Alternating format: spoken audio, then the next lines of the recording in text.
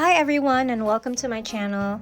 Today I want to share with you 5 healthy school lunchbox ideas for kids or for anyone really. Today we have cucumber and cream cheese sandwich on whole wheat bread, apples with peanut butter for dipping. We have mini sweet bell peppers, blackberries, and honeydew melons.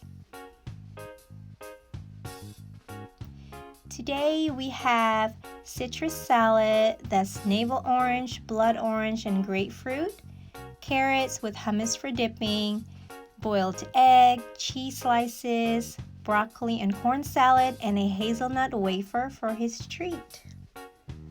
Today we have strawberry and mango, cucumbers, tomatoes and bell peppers, and we also have chicken pesto roll-ups, which is my kid's favorite sandwich, and some cashews in the middle.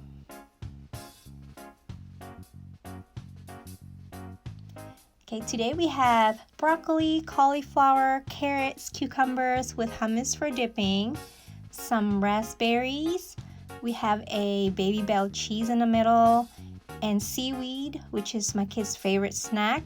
And we also have hazelnut spread with banana roll-ups.